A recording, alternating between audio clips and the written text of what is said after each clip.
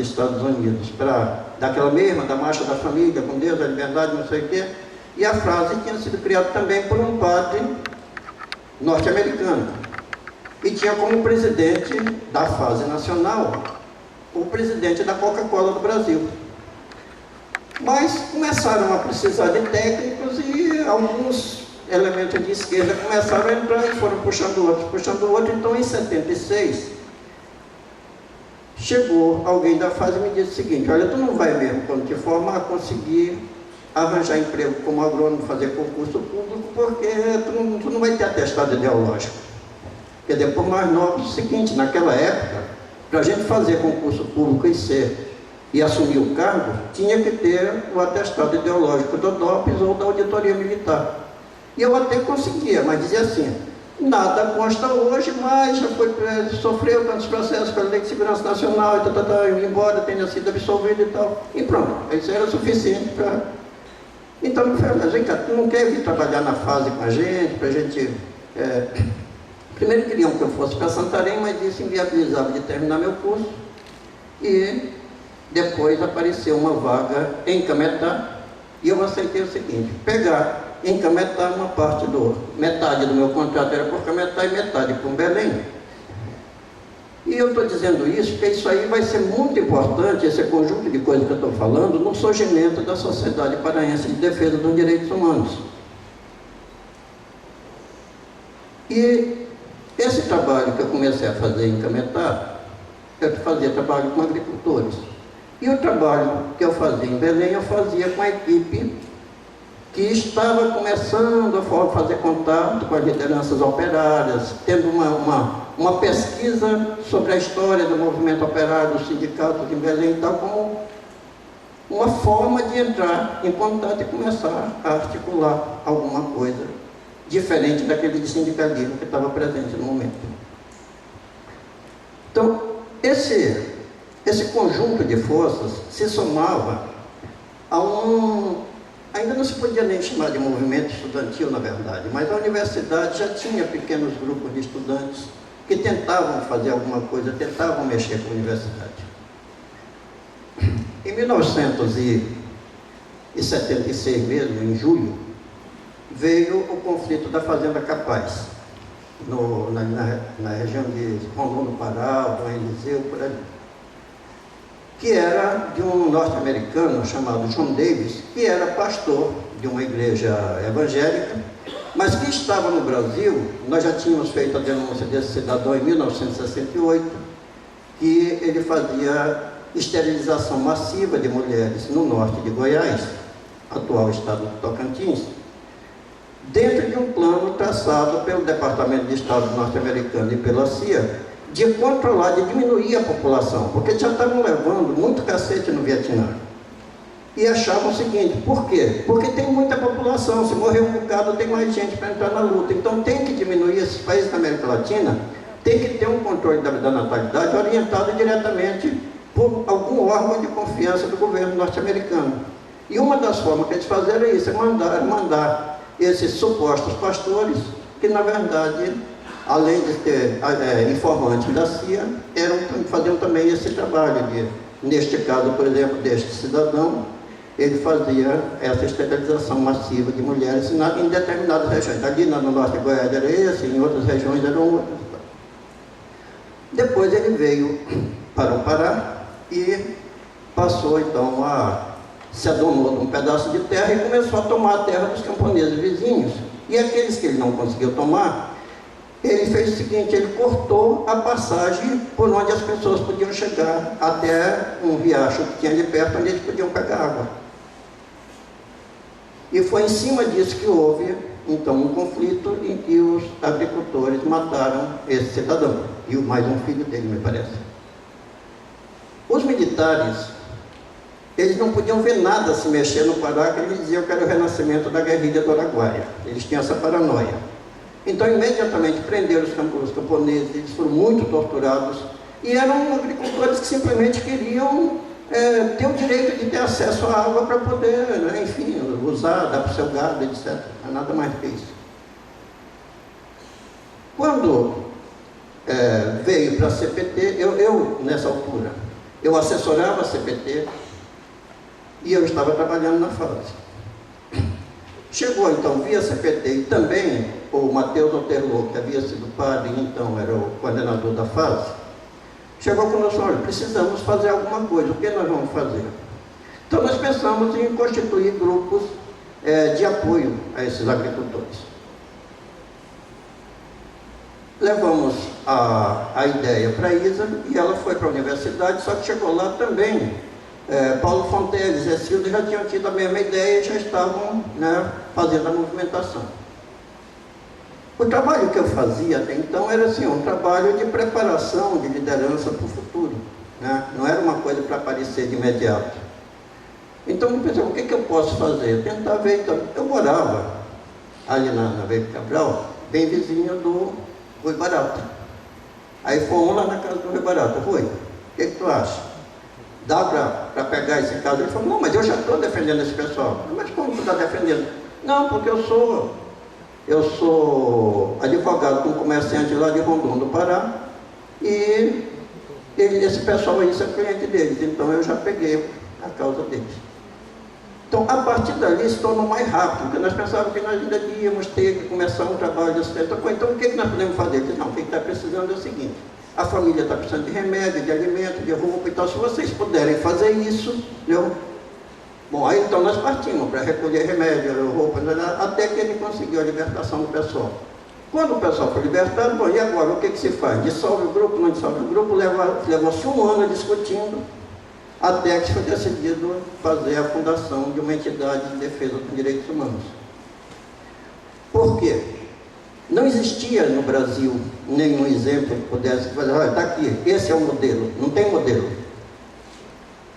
Muitos aqui, né, inclusive nessa mesa, são dessa época e se lembram, né, como é que se deu isso. Então foi cerca de um ano. A gente se reunia primeiro ali na igreja da Conceição, depois na igreja de Santa Terezinha, depois... E acabou se fundando a Sociedade de Direitos Humanos. Ocasião, um pouco antes ou um pouco depois da fundação, não me lembro, o padre João Maria da Pedreira disse: olha, mas lá tem na minha igreja tem um salão paroquial enorme, dá para fazer as reuniões lá. Foi quando então a sociedade mudou e ficou no seu endereço até recentemente, o endereço que não passou mais tempo. Parece que agora ali na Governador José Monché também já estão bastante tempo, né? A Sociedade de Direitos Humanos é que passa a ter então um papel de articulação fora do campo específico dos partidos, fora do campo específico da igreja, fora do campo específico da OAB, passa a ter um papel diferenciado. E um dos papéis, um tipo de papel que foi raro no Brasil. Uma entidade como a Sociedade de Direitos Humanos no Brasil, em geral, o que o pessoal com quem a gente encontrava não estou dizendo, mas nós não entendemos por que a sociedade tem que assinar esse manifesto. E, inclusive a FASE no resto do Brasil não tinha esse papel que ela tinha aqui. Porque ela, inclusive, estava vivenciando um processo interno que estava se solapando as bases daquela estrutura que tinha para mudar para uma outra estrutura e jogar fora o presidente da Coca-Cola do Brasil, que era o presidente da FASE. Então, também, né, não dava para fazer muita coisa, mas dava para fazer algumas coisas, né? E nós aqui, então, tensionamos o máximo pela esquerda as possibilidades da FASE e também as possibilidades de uma entidade como a Sociedade de Defesa dos Direitos Humanos. Bom, na sequência, se nós formos pensar, eu já vi alguns históricos que falam sobre o surgimento das entidades de direitos humanos no Brasil. Aí sempre diz assim: primeiro surgiram para defender presos políticos, depois não sei o quê. Aqui no Pará foi diferente. A Sociedade de Defesa dos Direitos Humanos, a Carta de Princípio, não sei se ainda existe no arquivo, mas se existir, a Carta de Princípio da Sociedade de Direitos Humanos, ela pegava desde questão muito localizada, como por exemplo, água encanada nas casas, até autonomia do Brasil sobre a Amazônia. Quer dizer, então, eu acho que seria interessante, se fosse possível, recuperar aquela Carta de Princípios, e eu sei que ela foi publicada no número 1 do jornal Resistência, e foi repetida em algum número posterior do jornal Resistência. Então seria interessante ver como que ela surgiu com uma outra concepção, que não era a concepção, por exemplo, dos grupos de direitos humanos que estavam se espalhando pelo Brasil naquele momento, Em 1977, então, a Sociedade de Direitos Humanos se cria legalmente, se registra em cartório. Em 1978, cria o jornal Resistência, que foi tolerado pela ditadura até o número 4. No número 5, ele traz na capa e umas 4 páginas no miolo, denúncia de tortura, que causou um impacto aqui localmente e também até fora daqui. E esse jornal, então, foi apreendido. Só para lembrar, a matéria, ela era encimada com o seguinte título: Fomos torturados no Ministério do Exército. Realmente foi um negócio assim, provocativo e fulminante. Então, era uma situação meio difícil. Quer dizer, nós tínhamos as forças que compunham a SDDH, nós tínhamos, olha, eu anotei aqui um pouco, como partido, existia ali o PCdoB, mas as duas estruturas do PCdoB. Naquela época, o PCdoB, por questão de segurança, dividiu em duas estruturas. Então, tinha a estrutura 1 e a estrutura 2. E tinha hora que chegava um que era militante da estrutura 1 e da estrutura 2, e as duas estruturas não tinham tido tempo de conversar antes, e acabavam defendendo posições na Assembleia que parecia até que eram de dois partidos diferentes. Até que se ajeitava as coisas, demorava um pouco. Tinha o pessoal da Teologia da Libertação, que aí nós não vou aqui entrar em muito detalhe. Do PCB, nós sempre contamos desde o início com o Rui Barata. O PCB, no primeiro momento, não achava muito importante fazer um negócio misturado com a igreja. Talvez ainda com decorrência lá das coisas de 64, alguns outros por questão mesmo teórico-ideológica, lá porque em 1917, a função da igreja lá na Revolução Russa e tal. Bom, mas o Rui Barata sempre esteve conosco o tempo todo. Existia remanescente de quase que todos os grupos de esquerda que existiram aqui no Pará, desde dos que eram pela luta pacífica, os que eram da luta armada, alguns anarquistas no grupo que existia aqui em 1968 ainda estavam morando em Belém e participaram inicialmente com a gente. Lideranças estudantis, eu acho que ali ainda não se pode falar no movimento estudantil, mas existiam lideranças importantes do movimento estudantil. E algumas lideranças do PMDB, principalmente o João Marques, né? Desde o primeiro momento esteve com a gente. Isso é o que eu me lembro, não sei se tinha mais gente. Também eu chegava, ficava um pouco por ali e saía, porque na verdade o que eu estava fazendo tinha que ser preservado um pouco mais, que eu estava encaminhado querendo fazer uma outra coisa que tinha uma perspectiva que eu considerava pelo menos mais estratégica. O Jenkins, ele veio em 1979, quando eu e o Carlos Sampaio fomos na casa dele convidar para ser o vice-presidente na minha gestão. Até então ele não... E levamos quase uma tarde para convencê-lo que a Sociedade de Direitos Humanos não era um departamento da igreja, era uma entidade civil, ampla e tal, para que ele conseguisse concordar, enfim. Mas antes disso, em 78, com a criação do Comitê Brasileiro de Anistia, nós criamos um comitê de anistia com dupla vinculação, como um comitê de anistia da SDDH e, ao mesmo tempo, como parte do Comitê Brasileiro de Anistia. O Alexandre, que era o coordenador, está por aqui, quando agora ele chegar por aí. Nesse momento, vários militantes do PCB também se aproximaram e chegaram a participar efetivamente da SDDH. E esse é um trabalho que se deve principalmente à capacidade de convencimento do Alexandre, que foi trazendo para dentro do Comitê de Anistia e por essa via para a SDDH. Bom, então ainda em 1978, nós temos a abertura política, né, vai se ampliando aquela política do gás lá de... Como é que ele chamava? Abertura lenta, extensão lenta, gradual e segura. Aí elas já transformam mais efetivamente numa abertura política. Vem o Comitê de Anistia, a campanha de anistia. Foi feito um abaixo-assinado nacional que eu não consegui nem... Bom, também só fiz uma pesquisa rápida na internet, eu não sei... Mas esse abaixo-assinado nacional, tem cerca de... Quando nós conseguimos 1 milhão de assinaturas, foi eu e a... Qual é o nome dela? Dodora, Maria Auxiliadora, esposa do Aldo Arantes. Nós fomos 2 e entregamos para o então presidente da Câmara, Flávio Marcílio. Eu não encontrei rastro disso na história que está contada por aí. De repente é uma coisa que precisamos ir atrás. Foi o momento da candidatura Euler Brentes à presidência da República, que conseguiu 40% dos votos.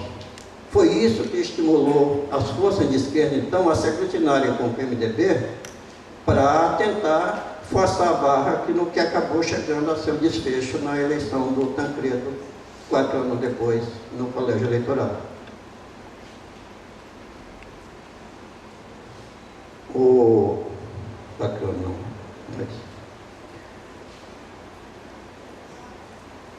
Bom, 79, reorganização da UNE, aí sim já existia um movimento estudantil no Pará.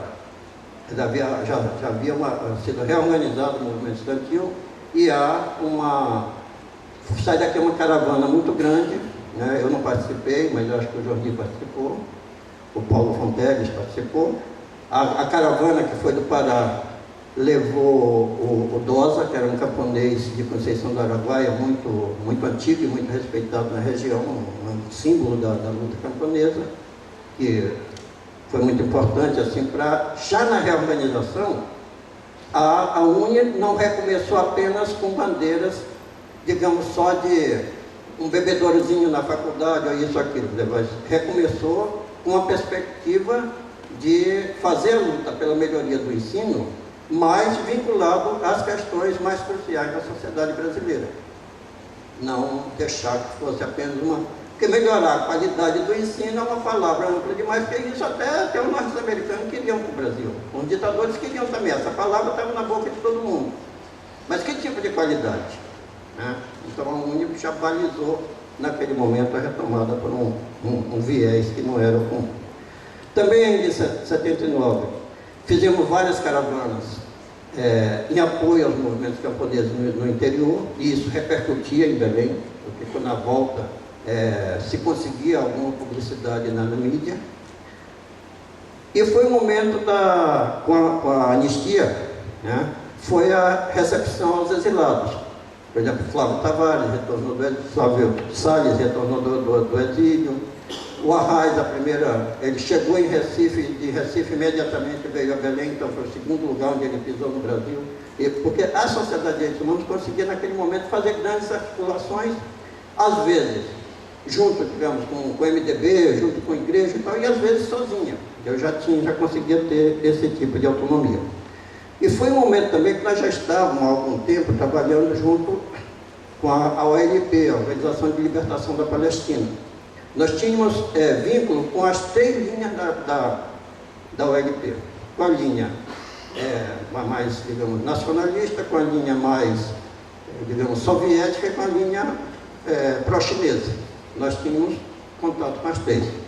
E, com isso, conseguimos fazer o seguinte: assim que o Brasil reconheceu a OLP e que veio o embaixador da OLP no Brasil, Farid Samwan, também foi isso. Chegou em Brasília, imediatamente em seguida veio a Belém, quer dizer, foi o segundo lugar onde o embaixador da OLP pisou no Brasil.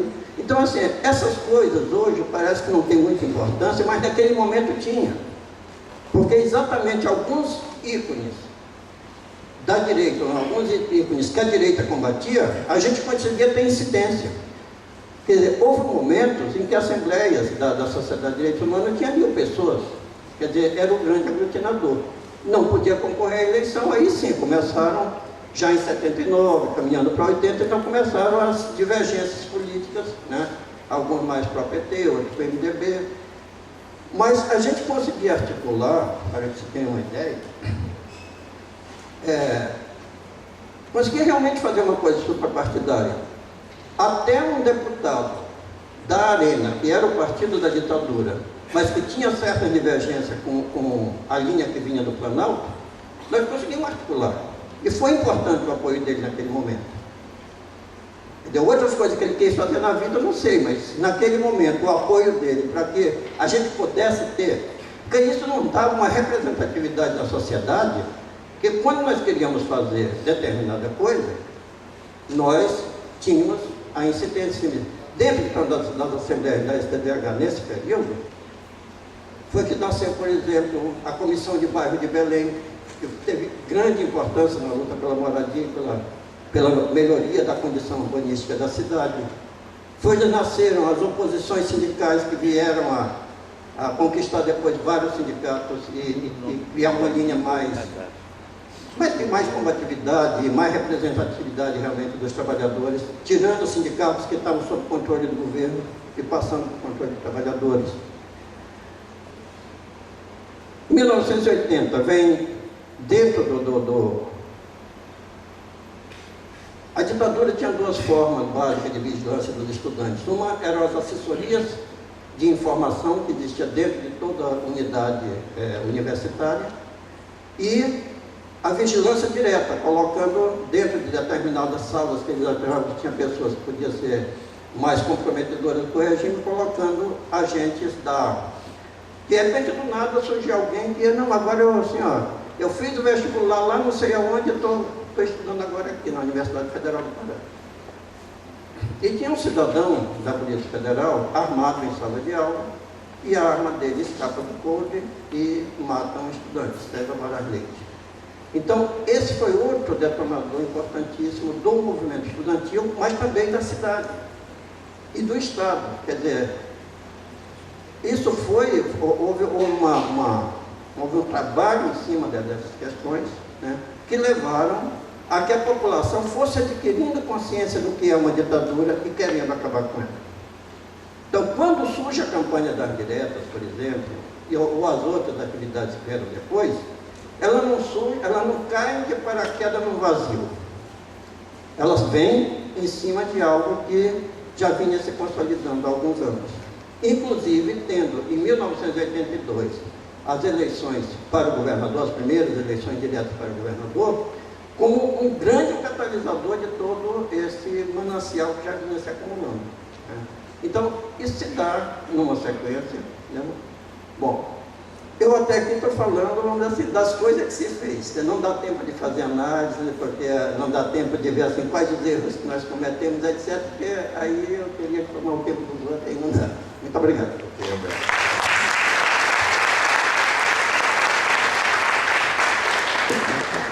Vai falar agora o Jordi. De licença, Jordi. Bom, boa noite a todos e a todas. Queria cumprimentar o nosso coordenador aqui, que está saindo brevemente, nosso amigo Egídio Salles, o Paulo Marcon, o Oswaldo Coimbra, o Humberto Cunha. Parabenizar os organizadores desse evento, em nome do TIP, e outras entidades que participaram disso, por esse resgate, não só como o Oswaldo